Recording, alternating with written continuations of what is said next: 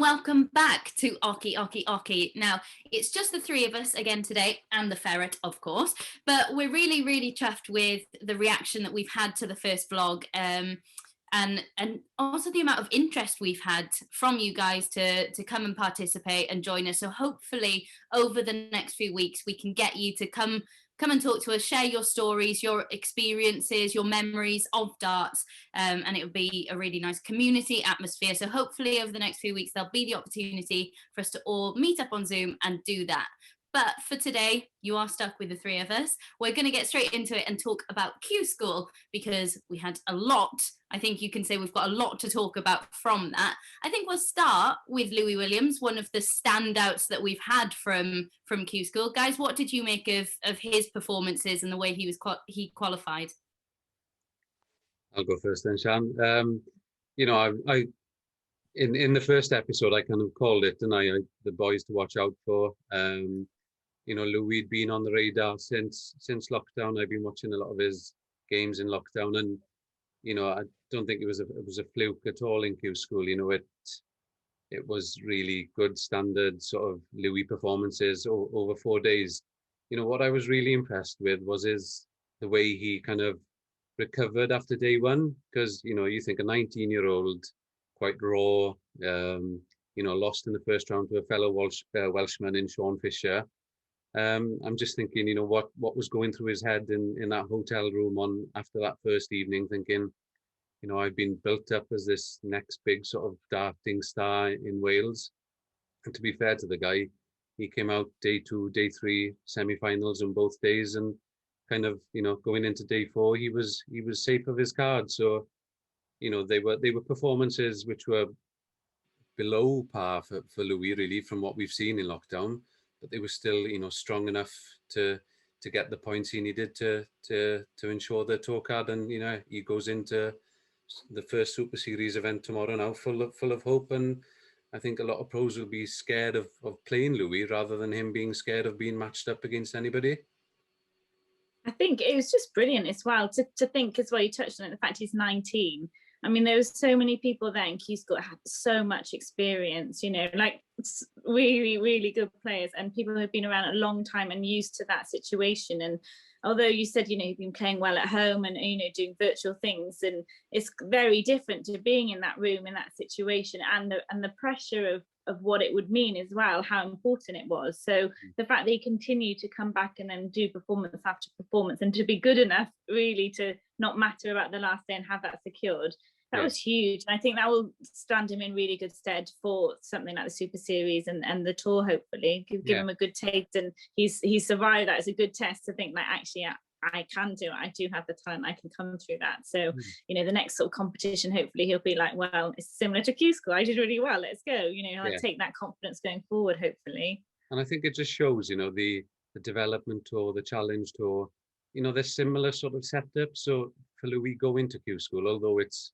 a completely different environment, there's so much more at stake, but he would have been in the same room as a lot of these players, would have known, what sort of tactics or, what rituals there were in terms of getting himself ready for games. So I think, it just shows you follow this sort of ladder in the PDC. It gets you ready for big sort of days like this. Also, Louis is a member of the Elite One target team. They have mentors like Daryl Fitton, and I'm sure, a lot of sort of coaching sessions with Daryl would have got him prepared for these sort of days. It's a shame he lost in the semi-finals. I'm sure he would have loved to have won a card outright, but it just shows he can produce the goods on day after day after day. So yeah, brilliant. And I'm really, really excited to see him play in this first Super Series over the next 4 days. And it's interesting as well, isn't it, to see how much he drew from, as you said, the Challenge Tour.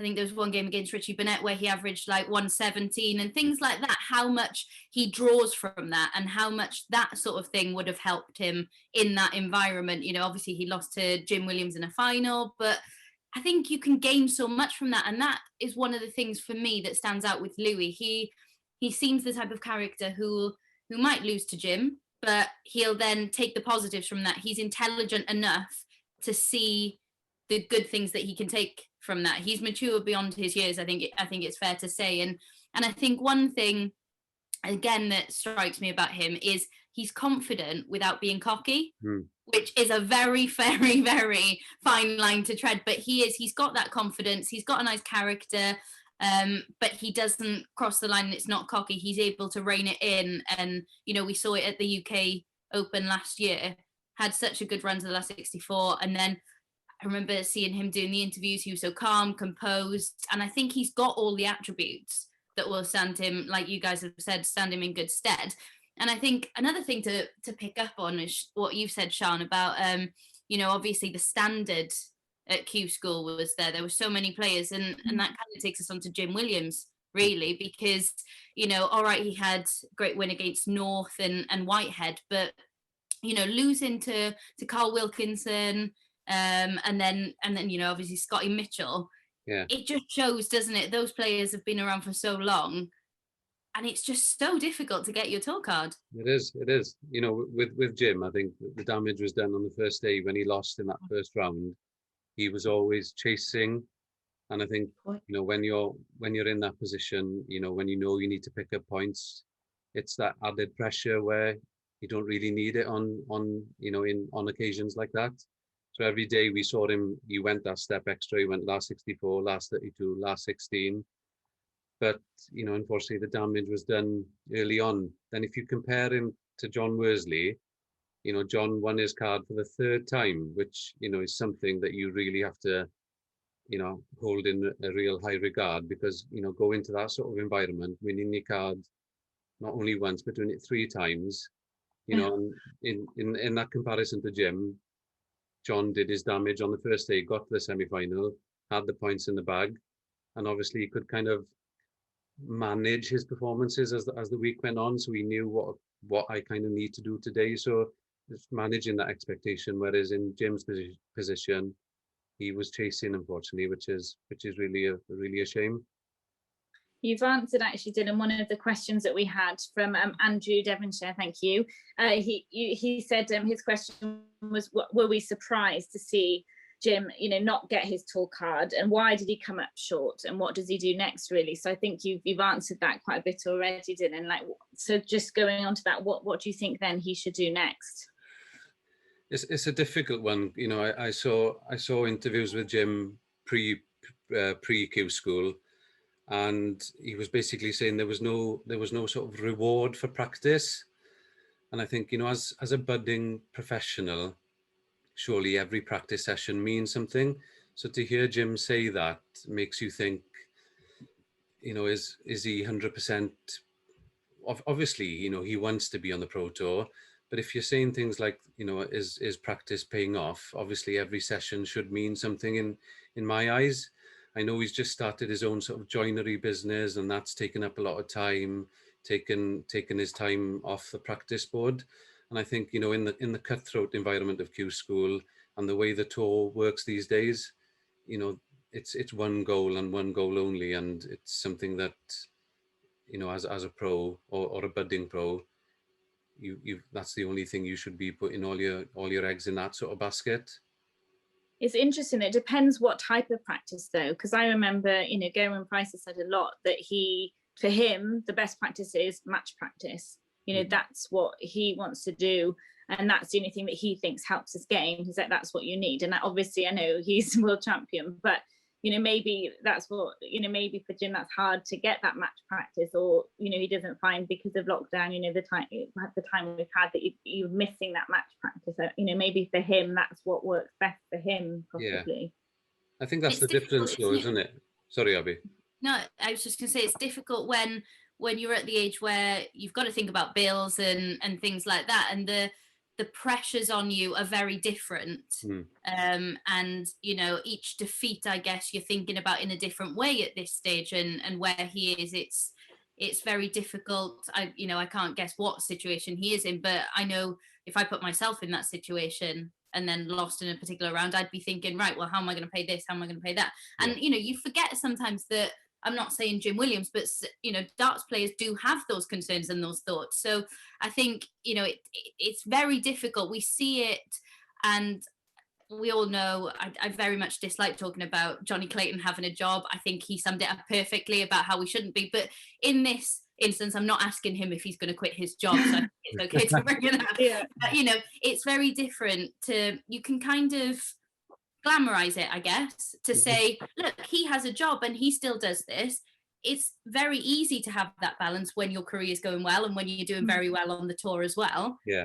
I imagine it's quite a bit easier to balance that and juggle it. Whereas if you're not, if you're at the stage where you're trying to win your tour card, I'm going to assume it's a lot more difficult to balance that. And to be fair to Jim, you know, he hadn't had any competitive darts really since that World Final. I know he went to the he played a bit on Challenge Tour and some on the Winter Series, but obviously you had people in that second, you know, in that final stage who were tour card holders who just left the tour end of 2020, so they were going in with sort of regular darts, whereas Jim was kind of, you know, just potching really some darts here and there.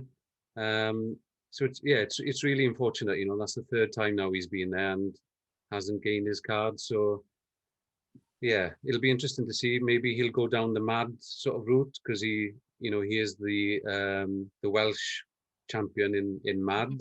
Obviously WDF are starting to offer different sort of frameworks and platforms. So yeah, it'll be interesting to see where Jim goes, but I think it's that balance where he can ensure that he puts the practice in to get those rewards, and you know, hopefully we'll see Jim return to Q School end of this year and give it a good shot again. He's certainly talented enough. I don't think there's any disputing that he's got the ability in the game to make it on the tour and to be successful on it. You know, it's just like you said, finding that balance. Whilst we're talking about disappointments, Jamie Lewis, of course, is one that we talked about in the last episode. I think it's fair to say that just nothing worked for him. You know, from day one, his scoring wasn't there, his finishing. Then I think there were a few occasions where, you know, he had multiple darts at like an 80 checkout. He had a few visits and just wasn't able to take it out in 3 visits. And I think that's something, that kind of clinical edge, if you like, is something that you need at this stage. And unfortunately, it just didn't work for him. I'm sure he'll be back, but that was disappointing. Yeah, you know, I've shared, you know, tweets and stuff with followers since Q School, and I think Jamie is too good a player not to come back. I was really hoping he'd come off the World Championship, you know, having shown a real upturn in form, thinking that he could carry it into Q School. But yeah, like you say, it was a few doubles here and there. Things could have been different, but I think, you know, maybe a year off won't be a bad thing for Jamie. It might be, you know, some time for him to reflect. You know, we spoke in the last episode how he's come from that Euro tour where everything seemed to be rock bottom, and to where he was in the Worlds, he seemed like a completely different player. So yeah, maybe another 10 months of practice, challenge tour, and, you know, maybe strengthening his sort of mindset and character will bring him back as a better player. I hope so. It'll be, yeah, I think he, as you said, he's too talented, and he showed us in the Worlds, you know, what he's capable of, and yeah, no, I hope so. I was amazed how good we had, like what good representation we had at Q School. I mean, we were all chatting and we were following it, and you know, to see the little Welsh flags on Darts Connect, and every time, you know, I was sort of working at the same time, so I was refreshing it and looking, and you could see sort of like them climbing up the sort of ladder, so to speak, and getting to another level. Absolutely brilliant. And so many, you know, there was obviously the cut-off, but you know, we had so many good players that were so close to that cut-off and easily could have got it on the order of merit. So you know, it was great. I think really positive things. Shame, I just wish, you know, we could give them all and so many more people a tour card, but just shows you how difficult it is to get them and how valued and sort of sought after they really are. Yeah. Before we leave Q School, I just wanted to give a special mention really to Martin Thomas and Sean Fisher. Yeah. You know, they came so close. So close. And especially Sean, you know, he played 3 days where he'd really, you know, shown how he could play, but unfortunately had to pull out on that final day with illness. Yeah. You know, if he'd had maybe 2 wins on that final day, that would have been enough for him to get his place on the order of merit. But then, you know, Martin Thomas, I think he finished 15th Yeah.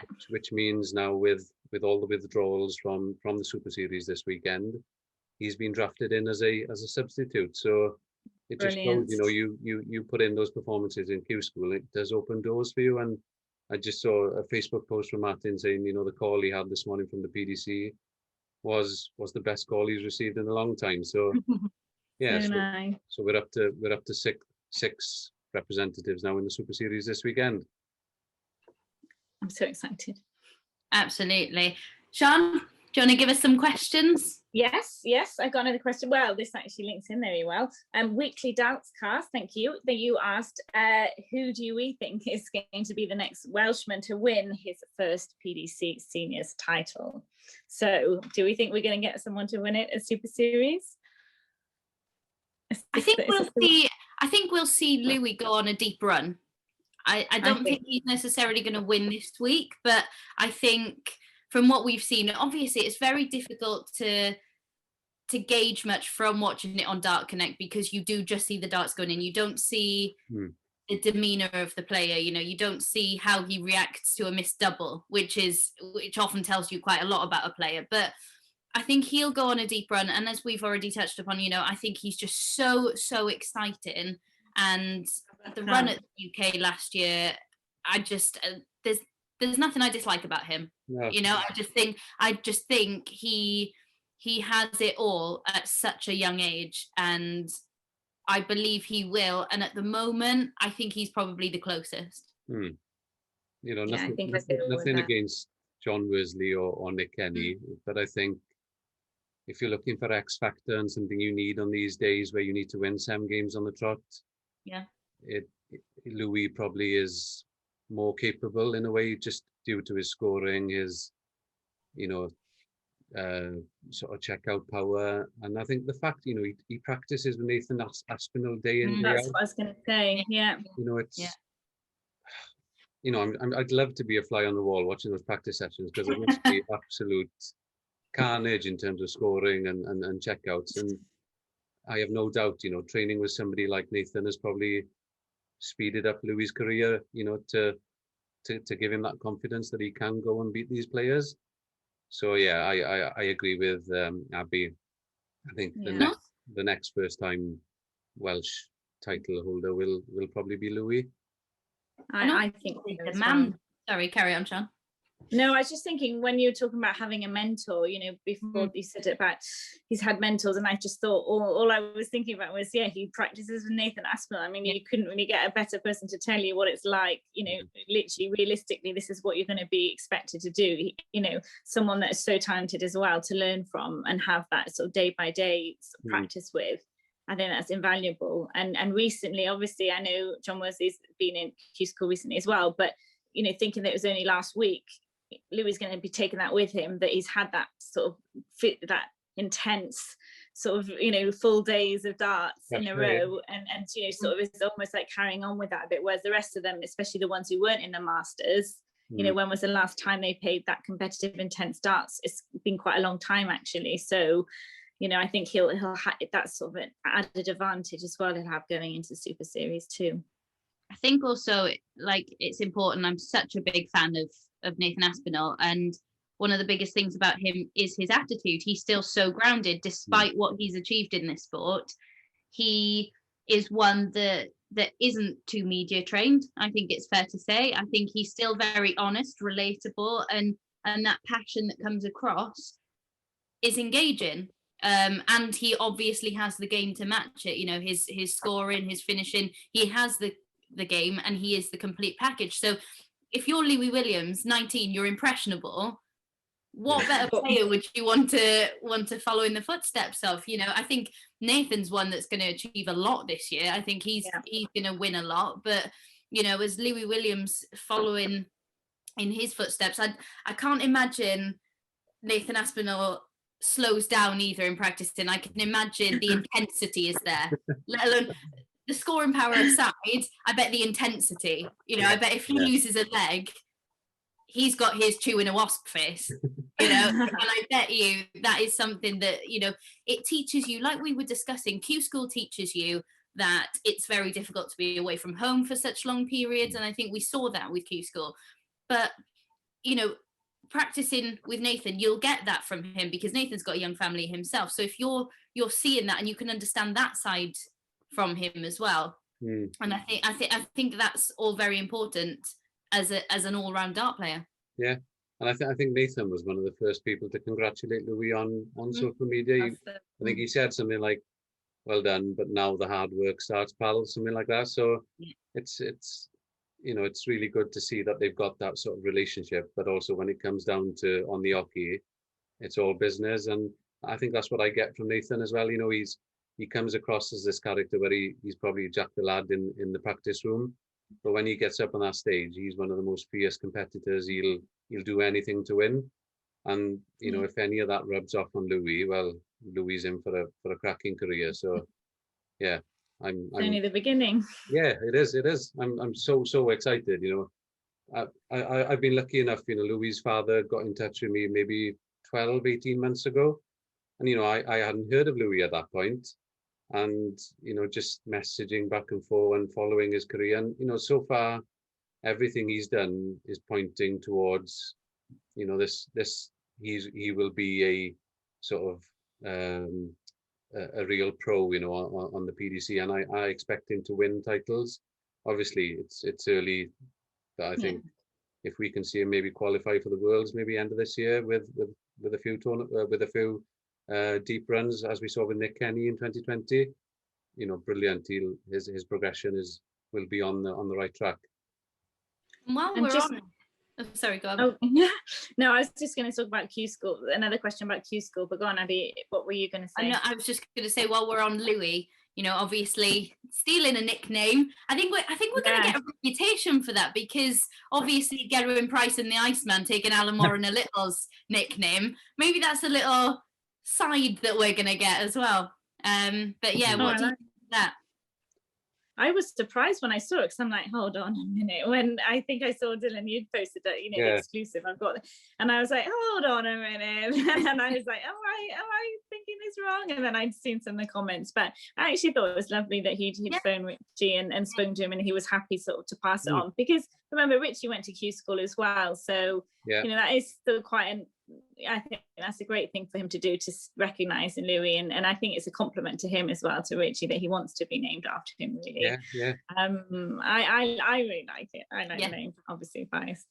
Well, I agree. I think legacies need to be passed on, and I think Louis had gone about it the right way. He'd gone directly to Richie asking, are you okay with me doing this? And Richie was fully supportive and gave his full approval. So, Richie, you look at it, his career is probably coming to an end. He's probably past his best.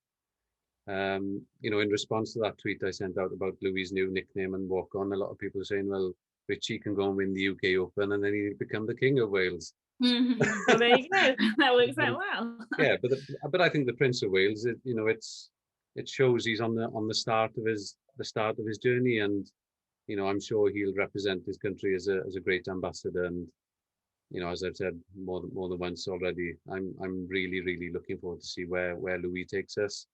19, you're talking, could have at least 40 years in the game if he looks after himself. Fingers crossed, so will Ferret. Yes. I wonder what those two think about the new Prince of Wales. That would be interesting. Having that title, maybe, if that's ruffled a few feathers, who knows? Or young upstart trying to get to their position, but ambition's great as well, isn't it? I'm sure there's plenty of room for three Welshies at the top. But I think as many as we could have, thanks. Yeah, but I think Louis completely realises he needs to work hard in order for him to be even announced as the Prince of Wales. He needs to put the hard yards in now in these Pro Tour tournaments to qualify for TV tournaments. And I'm sure that's the goal. He'll want John McDonald in the next 12 months to call him out as the Prince of Wales, and really hope so that we can see it on the TV. I look forward to hearing that. We had a great question from Dave Clark. Very good questions, by the way, this week. And he said, it's a bit of a long one, but he said, with this year's Q School being split into 2 preschool stages and then with the final stage, firstly, do you think it's a fair advantage to anyone losing a card that they gain an automatic spot in the final stage? And then secondly, do you think that the format that we just had is better this way rather than how it had been in previous years? I think firstly, you can take that one of two ways, can't you? Because as we've just said about other tournaments, you're going to come into that cold, whereas other players will have had a few days in the environment. They'll have probably stayed there from their round and then stayed until the final, and they've had match practice. Yeah. So, I think, and there's nothing like going into a tournament off the back of a good run, which if you've gone through the first stage, you're going to be on a good run.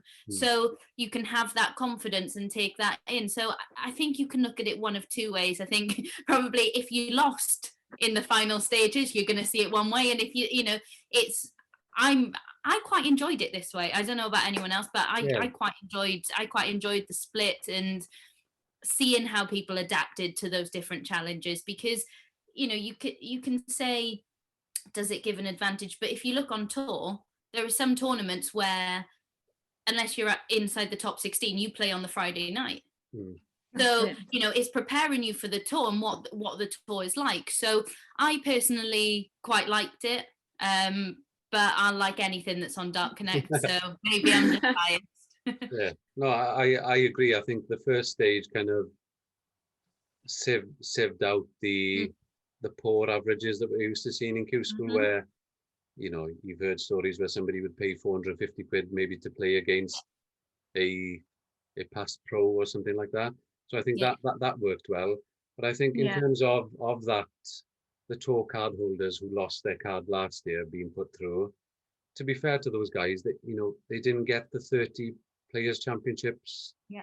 They deserved as tour card holders. So maybe, I think it was fully deserving that they were put through to that second stage. But yeah, I think, familiarity would have helped people who'd come through from that first stage, because playing in those little cubicles, if you've played on board 15 and then your next first round is on board 15, well, you're going to have, something that is familiar to you. So yeah, I personally liked it. I liked the way it kind of sieved out the poorer player. And, I think we saw that there were, it was 80, 85 averages all day long. I found in the final stages, and really, really sort of close competitive games. And, that's what we want. We want the best people on tour. And I think what we found from the tour card holders and those who came through the Order of Merit, they're adding to the tour rather than being maybe the whipping boys who you expect to lose in the first round. In addition to that, I think, without wanting to sound too cutthroat, it also, you get an understanding of what it's like on the tour. It's not always easy. Sometimes you've got a tournament, then you go straight to the Premier League, for example, and then you've got another tournament the weekend after. And I think it gives you a taster of what it's like to be away from home for that amount of time. So, there are some people who it's absolutely fine, but that's not for them. And I think that doing it this way, it gives you a greater appreciation of what the tour is like when it's like this. That's what I found anyway. I think it felt more real, and it felt more like being on the tour then, shall we say, which is what we want to prepare them for. So I personally think it did that, and obviously some players did go home because they didn't feel like it was for them, and I think that's the perfect environment for that to happen. So yeah, for me, I think it really worked, and I enjoyed it. Yeah, definitely. Well, we've got tomorrow the first Super Series starting, yay, in Bolton, a new centre of sport for Britain, probably. I mean, obviously we're all looking forward to it. It's all going to be great. I guess there'll be pressure on Johnny, won't there, being Masters champion. First time he'll be playing since then. Obviously still going to be pressure on the world champ as well. People wanting to get scalps, I guess, and things like that. And yeah, Nick Kenny, hopefully that'll be great to see him performing first time since the world as well. So we've got lots to look forward to. Yeah, I'm really looking forward to it. We've seen a number of withdrawals, I think, over the last couple of days due to different reasons. but I think just before we came on to record, there were 121 of the 128 tour card holders who were going to attend, and 7 then that came through from the Q School qualification. But I don't know about you. I really like, you know, the sort of stories we're seeing on social media where these players are arriving saying, I'm at Bolton, I'm at Reebok, I'm waiting for the negative test. You know, on the train. Yeah, exactly. Yeah, you know, I find it brings us closer to the players in some way. You kind of follow their sort of journey, you know, to the venue. Yeah, but I think, yeah, Johnny will be coming off the Masters, you know, hopefully he'll be, you know, still buzzing and still full of confidence. Like you say, that added pressure does put a target on your back. So whoever does get Johnny tomorrow in that first round, they're going to know, well, I'm playing the Masters champion here. I'm going to give him some sort of thing. And the same with Gerwin, you know, world number 1, you know, that's something he'll have to learn to live with. As we said in the last episode, you know, he dealt with it well in the Masters. Where you're talking the top 24 players in the world. Tomorrow now, he's probably likely to draw somebody from 96 to 128 in that first round. It'd just be interesting to see how the mindset sort of adapts to playing somebody who you really should and expect to beat. Almost more pressure in a way that you don't, you know, not perform well and things like that, or personal pressure probably as well, that you know that you should be potentially doing better or, you know, upping your game. Because again, at the Masters, I think, oh, it's not that long ago, but it feels like a long time ago for me still. And that's what I was going to say. It's normally, you know, when you look, we all know I'm a massive Pro Tour fan, but, you know, normally you've got a Pro Tour weekend and nobody's building up to it. Like, I might be in my own head, but nobody's really, you know, building up going, oh, how's he going to react to this? How's this going to happen? A Pro Tour is normally, you know, just the one that kind of ticks by and and it's just, but because of lockdown and because of other things, people are finally appreciating that it is as exciting now. It is, you know, it's interesting that these tournaments now hold so much more significance, I think, especially in these times, and especially when there are so many back to back. You know, it means a lot, and I think momentum is key as well. So I think it's really nice. And one thing that I've really enjoyed about this, obviously the PDC have done a fantastic job throughout, but it's quite nice that while the Pro Tour is normally the same, you know, you have 2 days a week, because there are so many now in a cluster, it does ask more of you, and it's a different challenge, because whereas normally you can have 2 off days and then you put that to the back of your mind, but now it's 4 or 5, you know, and it's completely different when you've got 4 days, and then if you don't perform on any of those, it's a completely different mindset, I think you've got anyway going into the UKs. And the fact that I think in previous years at these Players Championships, from what I'm aware, you're allowed a friend or maybe a family member to be with you. Whereas now you lose that first round, you're back in your hotel room, basically in that bubble, and you're looking at the 4 walls thinking, well, we go again tomorrow. But, you know, it takes a certain sort of person to wake up that next morning thinking, okay, today is going to be different to yesterday. But, you know, if you pick Michael van Gerwen and Gerwyn Price, Peter Wright, then, you know, it is cutthroat. I think, you know, every year the tour seems to get harder. But like you say, I think who I noticed the momentum made the difference to last year. I think it was Michael Smith in either the autumn or winter series. He went back to back, and it kind of reignited the character. Well, he was almost crying, wasn't he, after he won the first one? I remember him punching the table. Yeah. And I honestly had goosebumps, because you just knew how much it meant to him. He has been through some awful things on social media that nobody should have to go through. Yeah. And I think, you know, it's something that when you see them at tournaments, and I was very fortunate through lockdown to be at a tournament, and you could just see how much that had got to him. And it made me so angry, to be honest, to see that, you know, these comments that people just think they can flippantly make.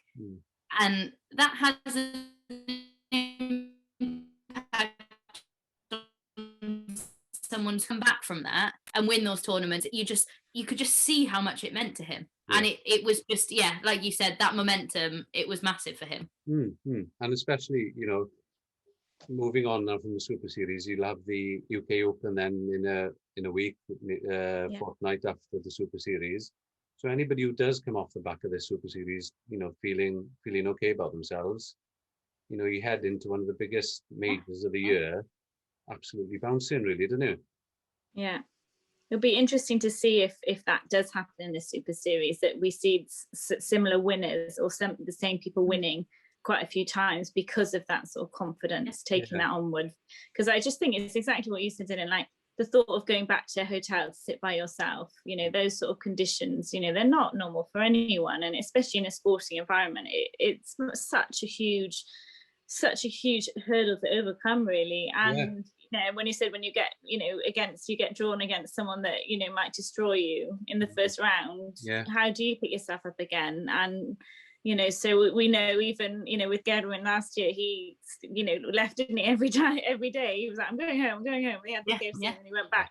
It affects all the players like that. So I think it will be a really big test, and I'd be interested if it is one or two people that do really well and carry that on over a few days. It'd be interesting to see, definitely. Yeah, we're looking forward to it.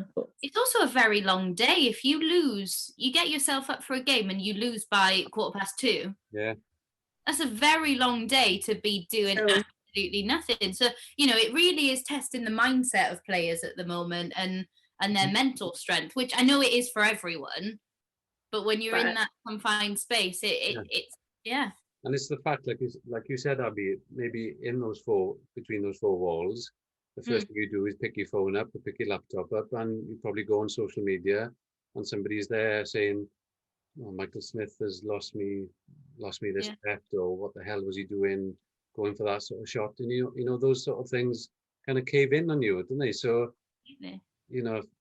I think there's never been a time when these players need to look for maybe sports psychologists sort of help. How I know this situation isn't forever, but and I know the PDPA do some fantastic things. I think they're the ones. I know Jamie Lewis has used them, hasn't he? And found them very good. And I think having that resource there, like you said, is probably more important than ever. Yeah, no, definitely. Yeah, but it'd be interesting if we see players switching off social media, maybe not sort of coming on after they've had those matches. It'd be interesting to see if we see less of that, because maybe they're just like, right, I'm going to put my phone down for the week, or just speak to family and friends and stay off social media, just to not get that into my head, or to see a comment. Because as we say, we know that just one comment from absolutely nobody can just eat away you or go into your mind. So it'd be interesting to see if some of them don't and just literally switch off. Glenn Durrant is the latest, isn't he? He's said, after speaking to Mac Elkin, who is just a very, very, very, very good and successful manager, after speaking to him, he's come off social media, and it's just going to be his management running it. And I think that's the way we're going to see it go. And it's so sad that we've got to that stage. But I think as humans, it is kind of, without wanting to get too deep, it is very easy. You can have 100 tweets, 99 of them are positive, one negative, and you will spend the rest of the week thinking about that one negative, and you will let it fester, and it will ruin your week, if not longer. And that's the way we're programmed. And I think it's because a lot of the time as well, it's obviously unfair and unwarranted. And I think, like you said, if it's after a defeat, you've already got a pretty low opinion of yourself, and you're already feeling very negative, and you're probably already thinking a lot of those things. So when that's reinforced then by someone you don't even know, that just strengthens those feelings. So I just think, we saw Jamie Lewis receive it as well, and it's just it is time that more was done, I think, in terms of that. It's fair. And you do wonder, or I did, especially during Q School, when that enters a player's mind, when you've received the level of abuse that Jamie did after that Euro tour. At what point during Q School does he start thinking, I wonder what those was? Hopefully he doesn't. But you do start wondering, don't you, when those thoughts start creeping in. Yeah. You know what? I want to kind of move from a negative maybe to a positive. Since our last episode, I've been really, really, what's the word I'm looking for? Sort of lifted then by, TV sort of appearances by Gerwyn and Johnny. It's funny. It's funny. Since we've started this episode, we haven't really spoken about the two most successful players in Wales, which tells people.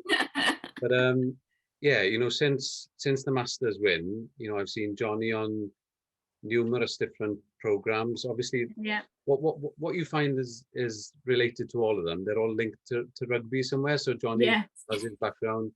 Gerwyn was on the sin bin before the Wales-Scotland game with Gareth Thomas and Gabby Logan. And again, it's just small steps which are really raising the profile of Welsh darts and Johnny and Gerwyn as individuals, which I think is absolutely fantastic. As dart fans, we obviously see these characters on stage. Abi, you obviously know them a little bit more personal, but it's nice to see them talking about rugby, talking about playing for Cross Keys, playing for Pontyberem. It's something that I wouldn't have seen as a darts fan, and brilliant. I'd like to see more and more of the boys getting opportunities to show not only darts people, but also people outside of darts what sort of people they really are, But do you know what's refreshing is that we're used to seeing, or we certainly were for a period of time, we were used to seeing Gerwyn Price getting interviewed by darts media about his rugby career. Yeah. And it was I think, it got to a stage where he was like, no, I want to be seen as a darts player.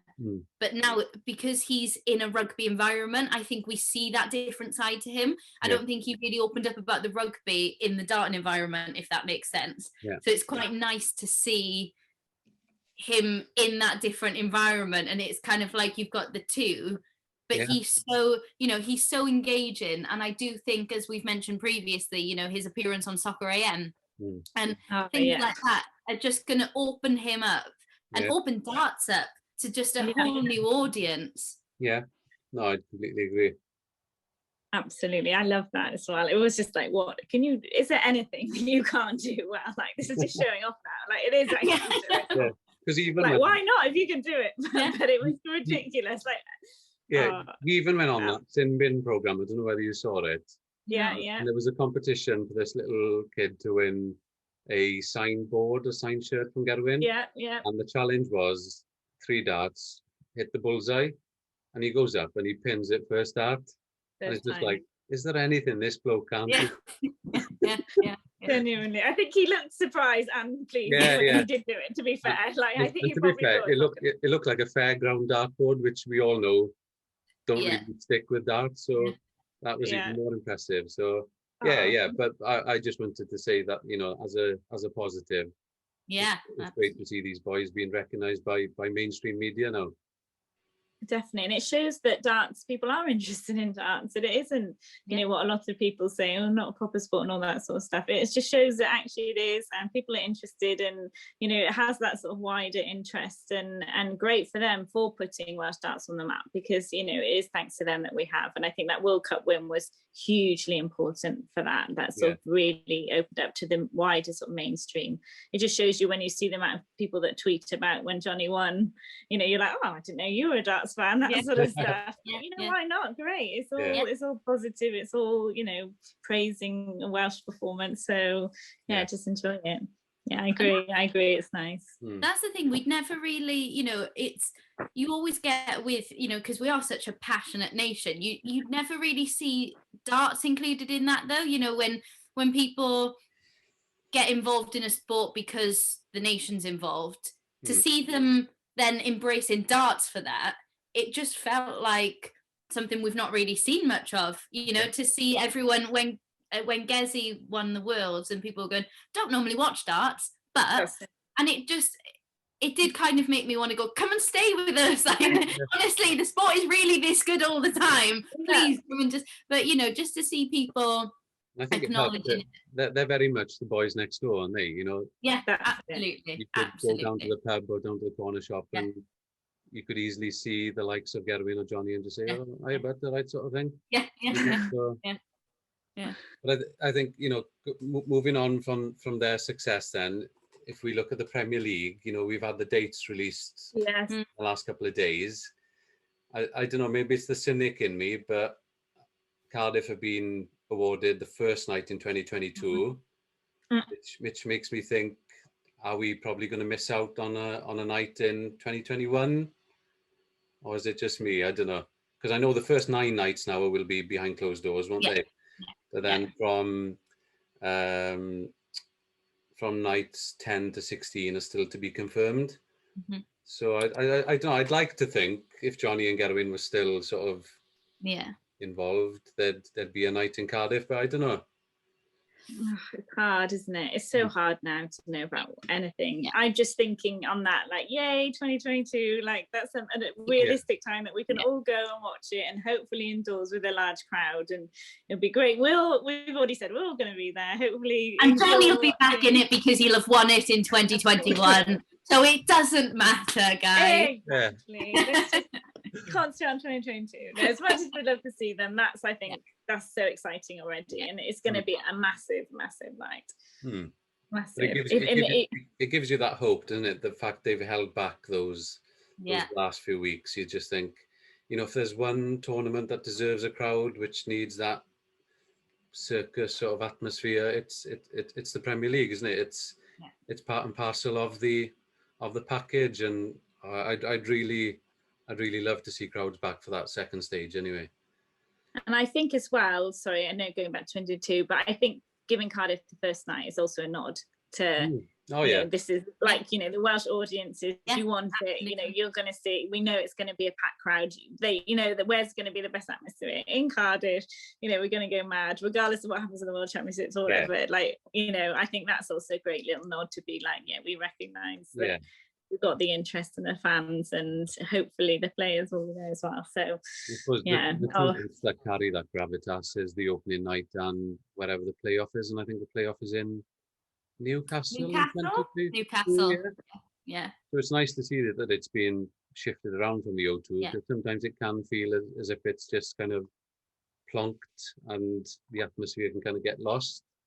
Whereas over those other 15, 16 weeks, you feel as if, crikey, you can feel it coming out the telly sort of thing, can't you? So I think it's nice to feel the different, like, you know, you get the different atmospheres at each venue, don't you? And you can tell which city you're in, and it's just, I've absolutely, you know, I've been fortunate to go to a lot of the venues, and it's just so great afterwards as well when you know, have a pint with people in the bar, and there are just so many passionate darts fans that come together in each city, and they've all got different viewpoints on the game, and it's just so enjoyable. I just hope that we get to watch the Ferret in Cardiff. Like, I know we've done it once, but as we said last time, it was a perfect Michael Smith display, so I'd just like to see him there and give a good account of himself. That's all I want. Exactly. Well, there's light at the end of the tunnel, so I think that's a good way to end probably today, with something positive in mind, something to look forward to. And just give us any feedback or any questions for next one. And Abby said, hopefully we'll get some of you on as well. That'd be great, or a guest as well. We've got quite a few ideas and people lined up who would really like to come on. So we'll hopefully, and now there's a lot more darts coming as well, so hopefully we'll get these going a bit more frequently as well. Thanks for joining us. Yeah, and just let us know, you know, we're all on Twitter, so just send us a message or a tweet if you'd like to, just, you know, even when we're just having these chats, if you'd like to just pop on and have a little chat with us and share your viewpoints, or, you know, your stories that you've got. I know a few people have said they've got some really exciting stories to tell. So, you know, if you just like to pop on one day and just have a chat with us, you know, we'd be more than happy to. So yeah, just get in touch with us, and hopefully we'll see you soon.